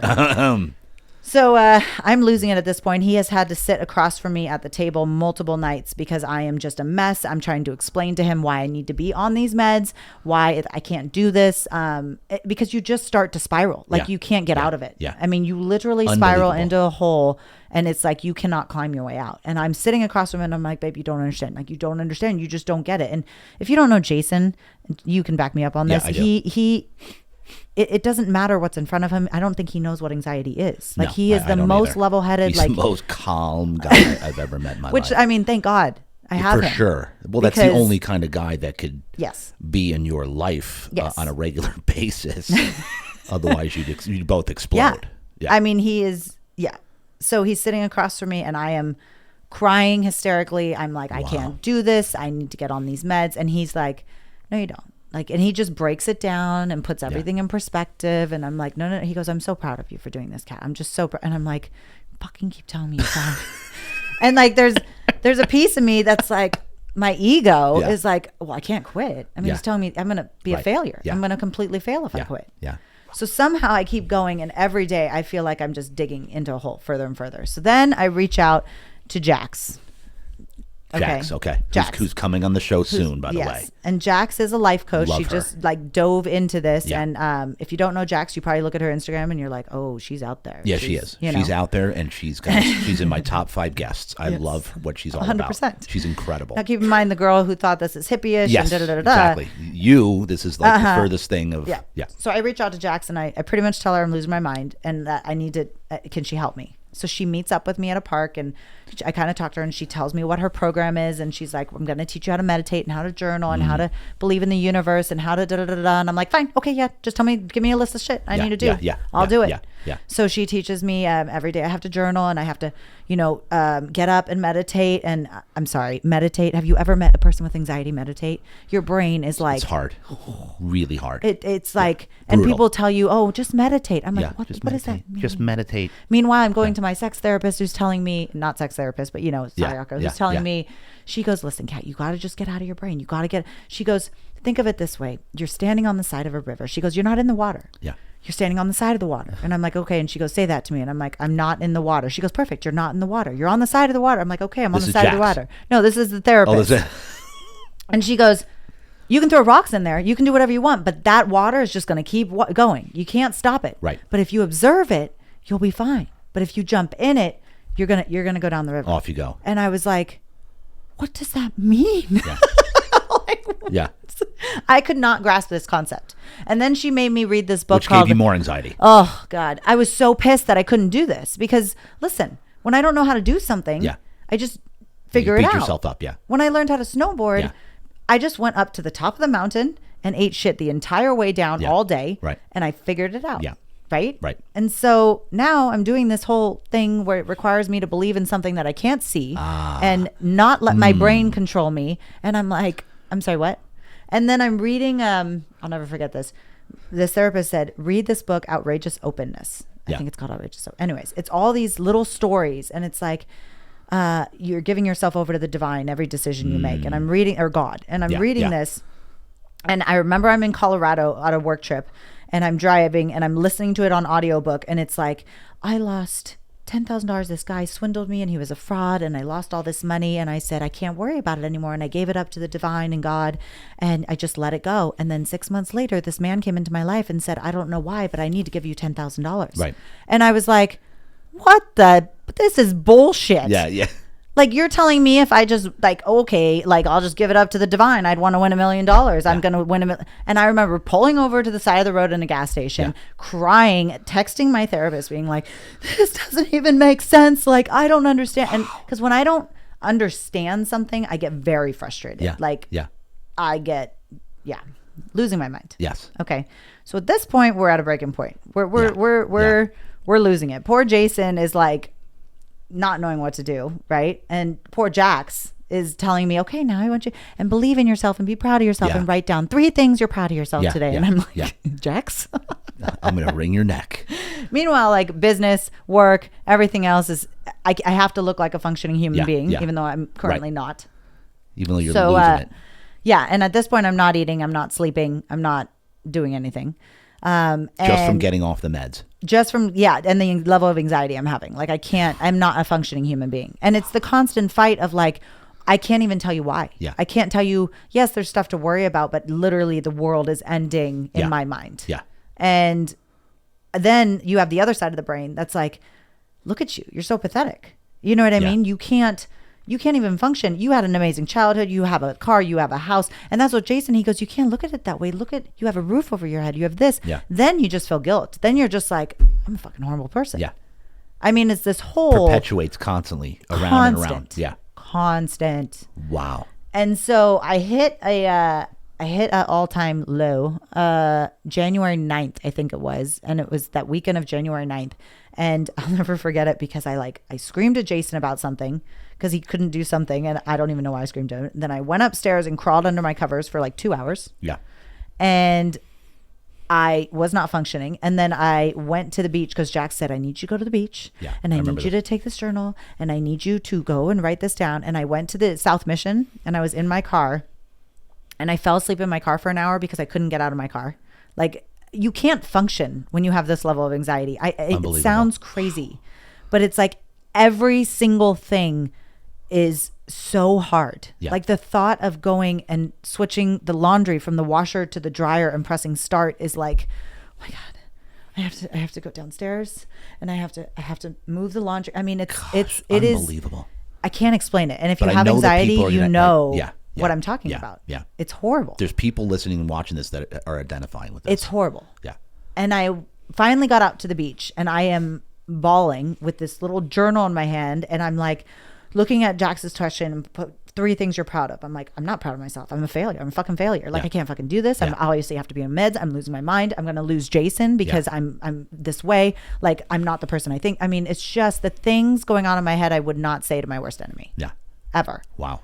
And so I'm texting Jax at this point. She goes, I can't come to you right now. She goes, but I can come to you. We can go together Tuesday and I can help you through and I'm like, okay. So I go back home and I call Doc at the clinic and I'm like, I can't do this. I can't do this anymore. I'm like losing it. And he goes, are you sure? And I said, I need you to call in meds. I need you to call him in. And so he calls him in and I go the first thing in the morning, pick him up and I take one. And I'm like so disappointed in myself. But at this point, it's like, there's nothing I can do. I'm losing it.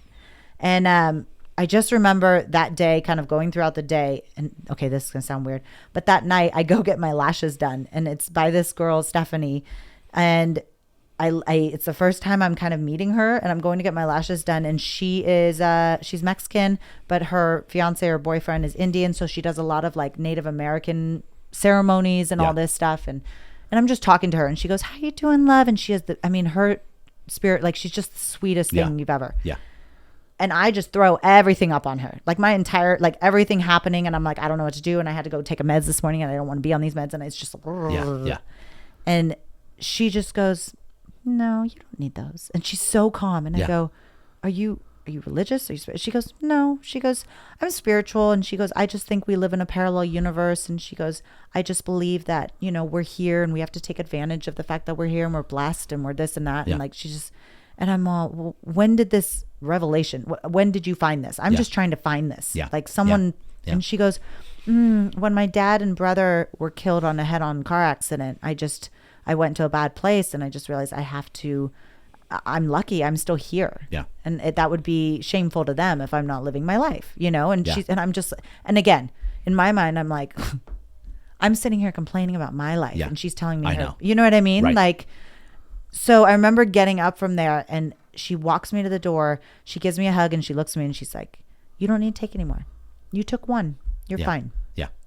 And she gave me a hug and I walked out and it's like somebody lifted like a weight off my shoulder. I don't know. I call her my angel to this day.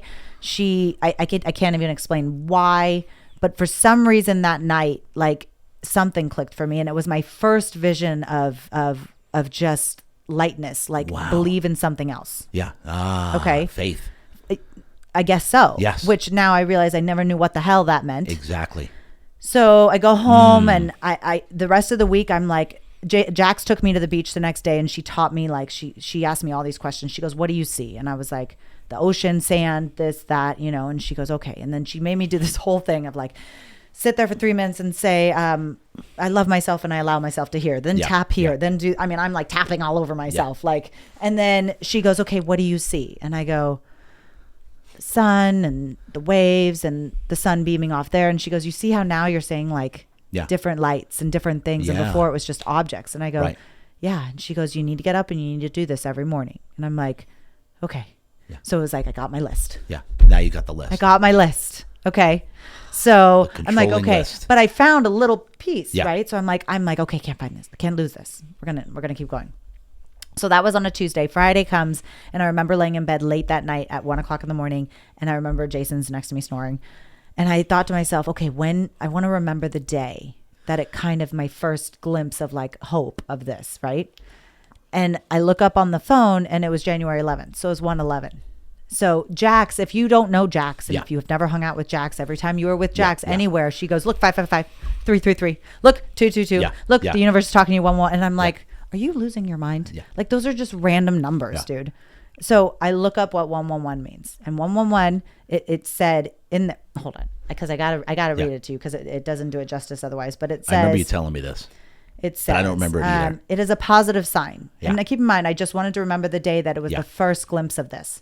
It is a confirmation that whatever you are doing at that moment is right, is meant to be. It tells you that you are on the right path. However, you need to understand that this does not mean that you have reached your destination yet. This just means that you are moving in the right direction, so don't stop. Continue down this path. Things will evolve. And to me, that was like, oh, thank you. Like it was like, I remember just smiling that night in the bed and just being like, thank you, thank you, thank you. And I don't know who I was saying thank you to. Yeah, right. But it was like, I just needed that something. Right. Look at you. This is crazy. That. Yeah. So, I feel like there's so much more and we've already talked so much. Well, yeah. So You're keep going to going. have to edit this. Yeah. Just edit the boat part out. We'll do that later. No. We got to keep the boat in there. We've got to keep the boat in there. So I keep going, right? I'm like, okay, found it. Yeah. Good to go. Yeah. Every morning I'm getting up, cold shower, meditation, tapping all over the place on shit, right? And like, you have to understand my full-time job. Like I have surgery starting at 7:30 in the morning. So a lot of times I'm getting up at like 4 in the morning. You're always traveling. Trying to do this, right? And on the then she tells me about Cambo, which I told you about. So the Amazonian frog poisoning. I know it's a whole thing. I know. Jax told you about this? So many. Yeah. She told me to do it back in November. And I was like, I'm sorry, you want me to go and burn my skin and put frog poison on my skin to do what? Like, again, I was like, what the holy hell? Like, really? Yeah. Now I'm like, okay, add to the list. Bring it on. Let's do it. If you want me to do this, let's do it. Yeah. Right? So I schedule that. Yeah. Meanwhile, tapping, schedule.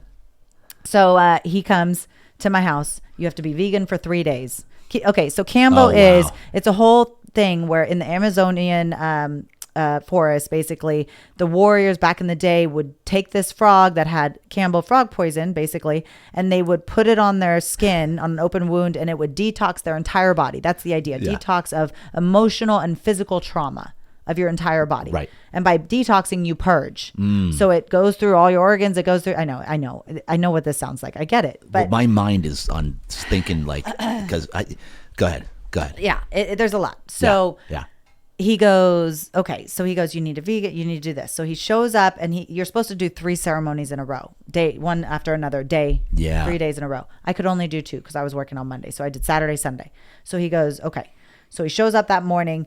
He sits there, he burns, some sage, and he's doing this stuff, and he's explaining this to me. I mean, he's the most amazing guy. His name's Hamad. He talks about his past. He talks about, he's Middle Eastern, how they would never accept this in him. He studied yoga. He did all this with Buddhists.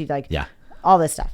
So he goes, don't allow yourself to connect to this. Don't allow yourself to connect to the bad feeling. Just, it will pass. Yeah. Just release, purge everything from your body. And he explains that when you purge, the darker it is, the most more emotional it is. Yeah. And so I'm like, okay, no clue what the hell I'm doing here. So he puts 3 dots on my arm. He burns, takes a little thing and burns 3 dots. Yep. And he goes, okay, are you ready? I'm like, sure. So we start with the feminine side the first day, because he goes, which one, masculine or feminine? I go, well, feminine is worse for me, right? Yeah. So let's do feminine. So he puts it on my arm, and you're sitting there, and you feel it. Like your face goes red. You feel it going through your body, going through your organs, everything. It's the most miserable feeling ever. Like if you have the flu, and you are shivering and sweating and nauseous, and multiply that times 10, and that's Cambo. Oof. And so I'm sitting there and I'm like, I can't do this. Is horrible. And he puts it on. I feel it. It's like 10 seconds. And I just start crying. Like, I'm talking little kid, like, like cannot breathe, bawling. And I have no idea why. And he's like, okay, no, you're just purging your emotions. And I'm like, okay. And then you're supposed to throw up in a bucket, like to purge. Yeah. And so I start purging, and he's like, no, you have more to go. And worst thing ever. God. Worst. So then after he's like, no, it was good. He goes, okay, we'll see you tomorrow. So I went and I slept for like 6 hours. You're supposed to do it 3 days in a row, but I only did 2. Yeah. That's all you can handle? Or you just I had to work. Yeah, of course. So the next day he comes over, and the whole day This is at your house? Yeah, this is at my house. He came to my house. Was Jason there? Yeah, he was downstairs. Jason at this point is kind of on the same page. He goes, look, you have to do with what he's so supportive. Yeah, whatever you got to do. I'm here to support you, whatever you need.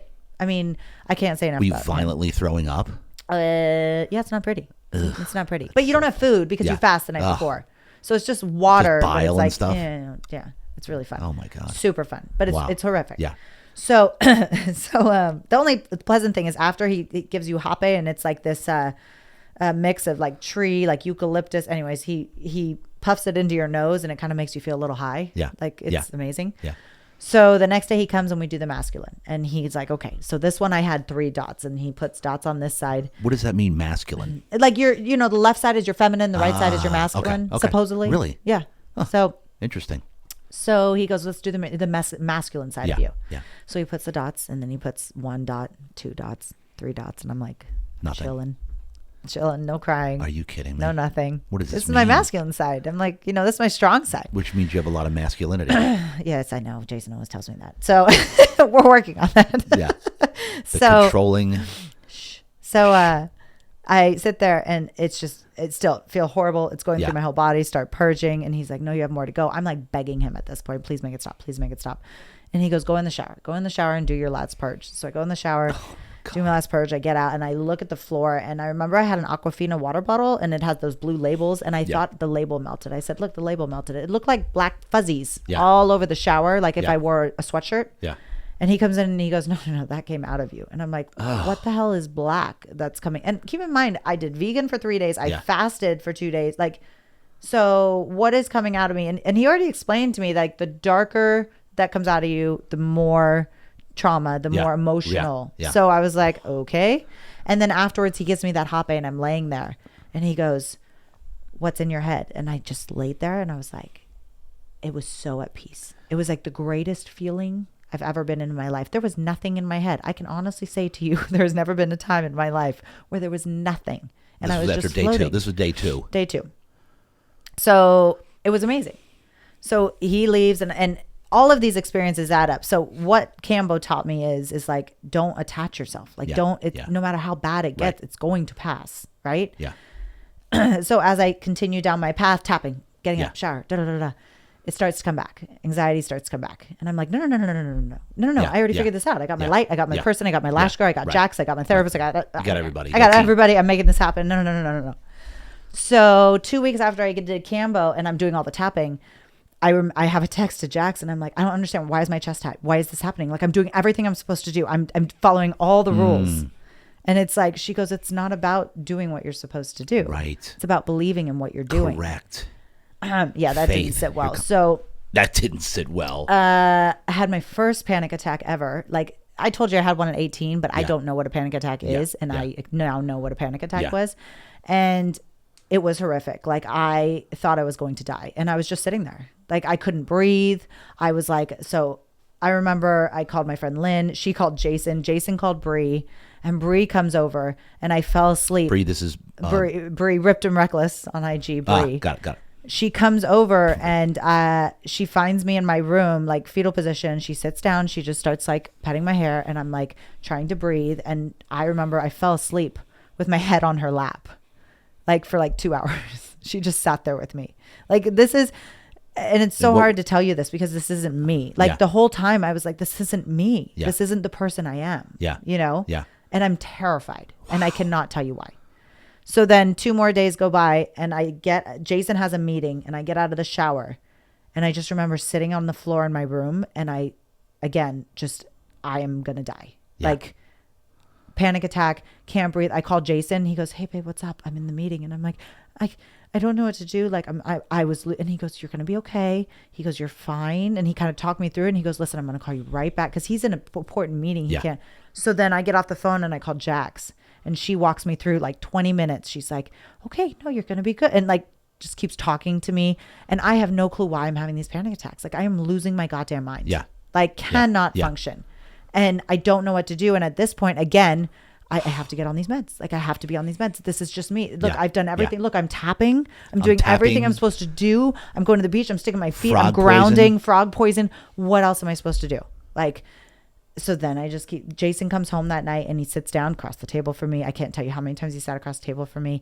And he's like, babe, he goes, you can't be perfect at this. He goes, you've been on meds for 20 years. Your brain is adapting. Like I just need somebody to tell me, okay, you are going to be fine after 8 months, but nobody can tell me that. And then all the people I do know that have been on this or doctors, they're like, some people it takes 2 or 3 years. I'm like, what do you mean? Or maybe your brain might not adapt. I'm like, what? Like, no, I can't keep going. Like, I just couldn't function. Yeah. And he just keeps telling me, he goes, I'm just so proud of you. I'm just so proud of you. And I'm like, so I couldn't stop. Yeah. Like Jason, I could not have done this without him. Yeah. Like he just kept telling me. He was brought into your life for a reason. Oh God, that guy. Yeah. I mean, there's times I want to kill him. Don't get me wrong, but mostly because he keeps telling me he's proud of me, and then I can't get on these meds at this point. Yeah. Yeah. But yeah, he. But as far as someone being in your life, that's, I mean, a godsend, literally. Yeah. Yeah. No doubt about it. So at this point, I just start believing, and I have to believe in something bigger. I have to believe in the universe. And I am seeing 111 every single damn day, like 3 times a day in the most random things. Like I'm not looking for this. Yes. 1111 appears. 1111 appears everywhere. So now I'm turning into Jax where I'm like, ooh, what does 5555 mean? What does this mean? What, and I'm looking stuff up, and it's like everything just kind of just starts. I just start having to believe in something bigger. I have no choice. At this point, I have zero choice. Like I have no other options. I have done everything on my list and I am still losing my mind. And I have to believe that all these little signs are signs, right? Yeah. So then I just keep going and I start talking to people like you and and I allow myself to do things I would never have done before and believe in things I had never done before. And look where this is leading. Look what's come into your life now. Right? Yeah. And honestly, it started because when I got the whole reason, I guess I was doing well, but the whole reason I got off the meds is because when the whole COVID thing happened, when all this political stuff happened, it's like somebody like flipped a switch in me and I just started awake to like the reality of our world. Yeah. And I'm not going to go down that rabbit hole. Right. But it honestly for me was like, I don't want to be reliant on anything pharmaceutical or anything that this world is trying to call normal. And that's what they're doing. They're trying to make it like it is completely normal for you to be on these meds. I mean, I would love to see the stats of how many people are on these meds. I would love to know the action. I thought you may have a percentage of that. We should look that up because I'm sure it's online. But it's like, it's so normal. And I can't tell you how many people I would tell that I was on antidepressants and they'd be like, oh yeah, so am I. Yeah. Many people. Yeah, so am I. Oh yeah, no, I have to be. The percentage is so high. Yes. I would venture to say minimum 50% of people are on some type of anti-anxiety or antidepressants. Yeah. Which is quite frankly because at the end of the day, and also sleeping pills go down the list here. Yeah. And so what's interesting here, Kat, is the fact that look what's happening now that's coming into your life, which is faith. Yeah, and I never knew what that was. Yeah, and God and Jesus is now coming into your life. How about that? Slowly but surely. Can you believe this? No, because you have to understand, I grew up, and I asked my mom that the other day. I said, why do I have such a negative connotation towards religion? And she goes, I don't know. And I'm like, I don't remember you guys ever saying anything about it. And I'm on this it's not new. I told you, I've always wanted to be, if I do something, I want to be the best at it. Yeah. But I've never really applied that towards me. So now I start digging into me with all these therapists and Jax and everything. And it's like all of a sudden I'm improving and all of a sudden I can actually say I'm proud of myself. Yeah. And keep in mind, like, I'm not tooting my own horn. There are a lot of things I should be proud of myself for. Absolutely. And I can honestly say, I don't think I've ever been able to say I'm proud of myself. Yeah. Until now. Until right now. till this all happened. Yes. Till I actually made it through this. Yeah. And believe me, every day I'm still making it through this. And so you haven't gotten back on meds. And so how long now have you been off them? Since that one, January 11th. Which is the beginning of this year. It was, so a year ago. So it'll be roughly about, almost. That was almost so. I got off in June of 2019, and then I took that one on January 11th, and then I haven't taken anything since. And so, and look at what's happening now. Your spirituality journey, which is starting to happen. That's not by accident. No, I slowly started. I told my mom, I said, you know what I realized is every time someone would say God or Jesus, I would cringe. Like I'm so, because I only saw it for the sinful, guiltness of what it is. Like, oh, you can't do this and you can't do that and you can't blah, blah, blah. And it's like, it's kind of hypocritical sometimes to me. Yeah. Well, you have a lot of, religious people that are, quite frankly, hypocrites. They'll pray, look at the Pope, look at the Catholic Church. Yeah. Like there's a lot, right? Oh. So you see these headlines and you're like, this is ridiculous. Yep. And I've always just been like, you've got people talking the talk, but not walking the walk, which is what I've seen. Yeah. And then recently, as you know, now we're being drawn. My wife and I have been drawn to the Awakened Church, which is these guys are walking the walk. And then all of a sudden, I don't know what drew you in. What drew you into our journey? Like, what's going on over there? Honestly, I went with Bree. Yeah. She's belonged to that church for a while, and she was singing one Sunday, and I told her, I was like, I kind of want to go, and I lied to Jason. Yeah. And I didn't tell anybody I was going because I wanted to go and experience it without anybody's whatever input. And I had told even you, I had told that maybe I would go prior to that. Right. And then you joked with Lo and were like, oh, we're going to surprise you there. And I didn't want So I just went by myself. Yep. And I was recording Bree and she was singing at the beginning, where they do the worship. Yep. And I just started like crying. And I really thought it was like, oh, I'm so proud of her. Like, yeah. Right. That's why I thought. Yeah. And then I went with you and freaking started crying again. I'm like, what is happening? Yeah.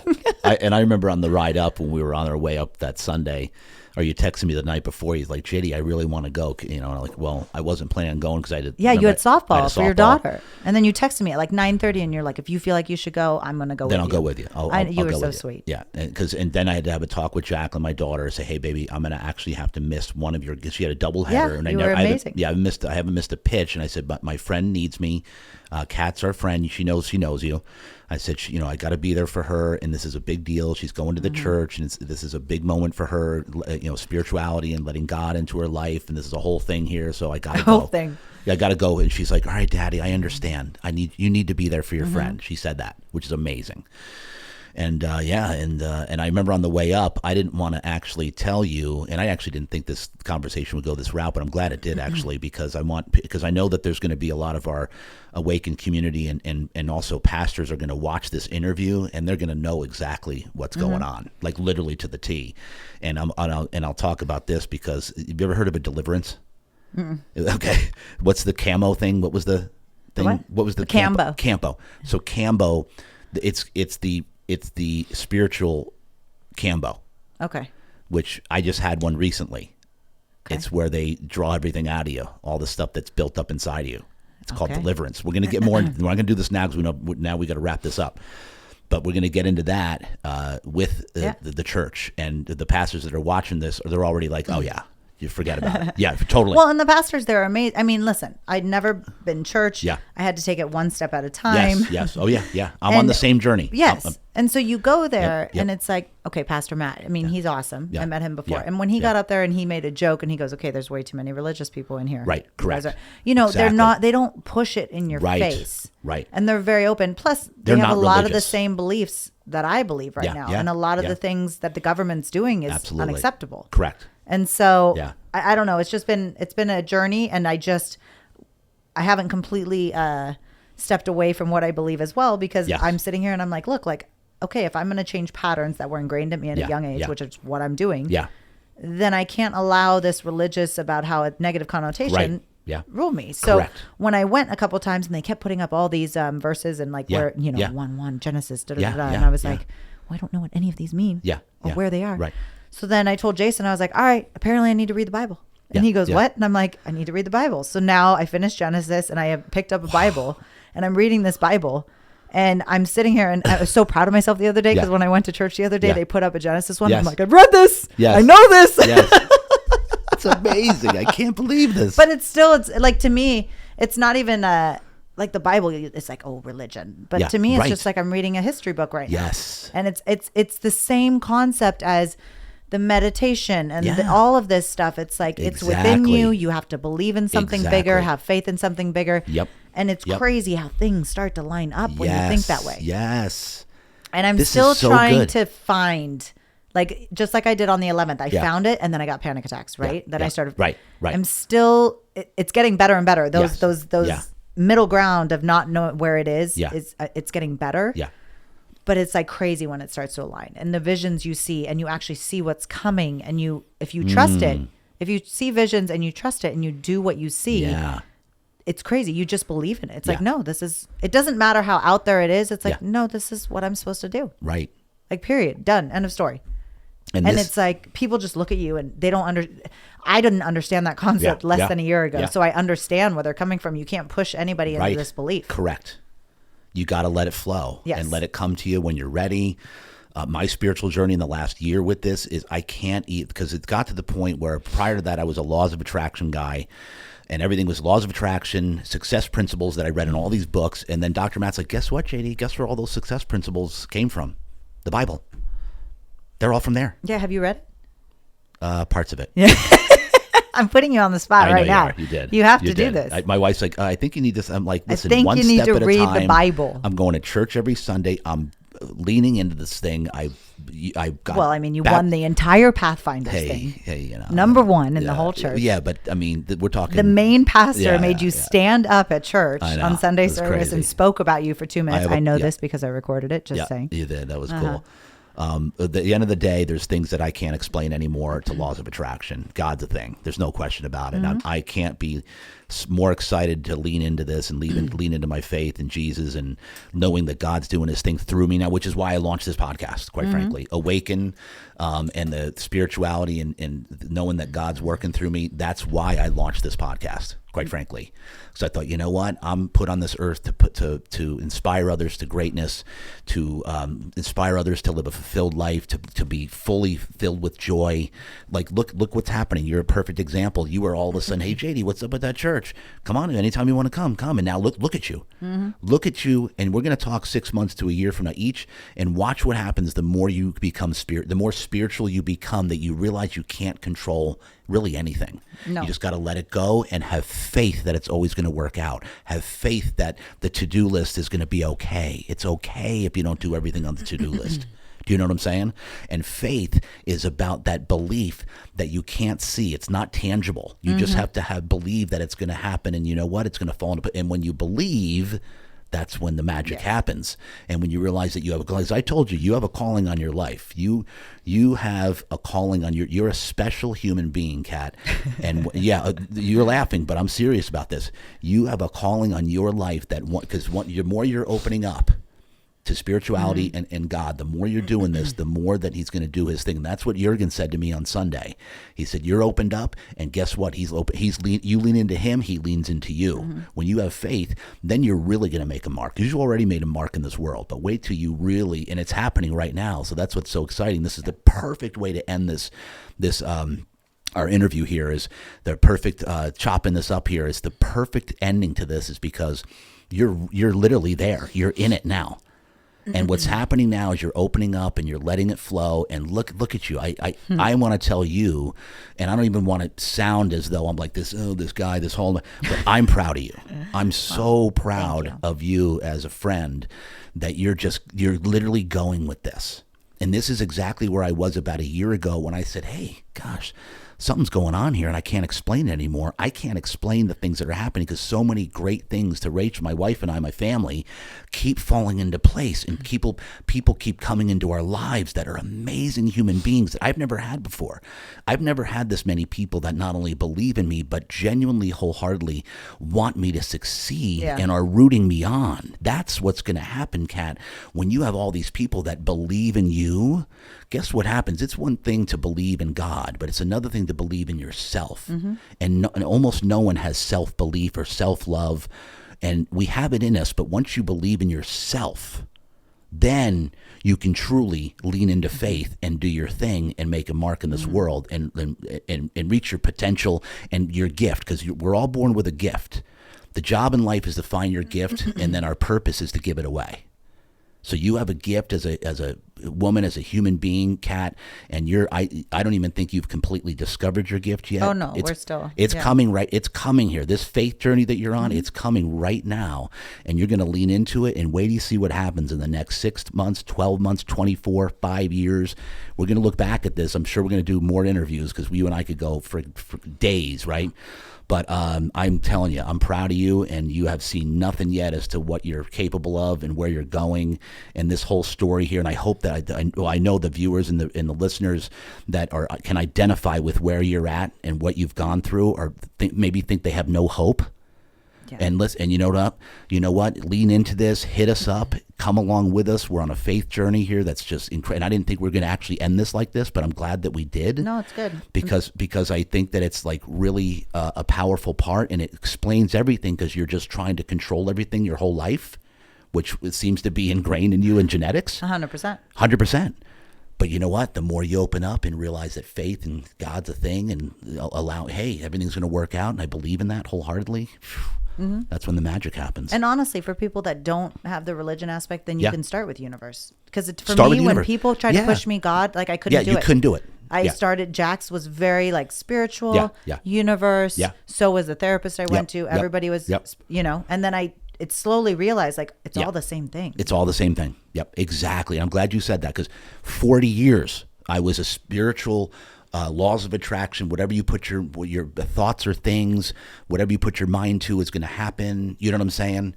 Never. And now it's evolving to the next level. And now things are happening in our lives. Fruit, favor coming into our life, and people that are amazing that we're making an impact on, launching this podcast to make a difference and make an impact, to inspire others to greatness, to inspire others to make a move, to step into their calling.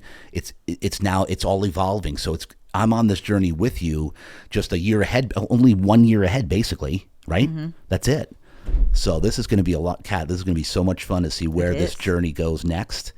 And well, you're just entertainment in general, so it's going to be fun. I know. It'll be fun to watch, right? Yeah.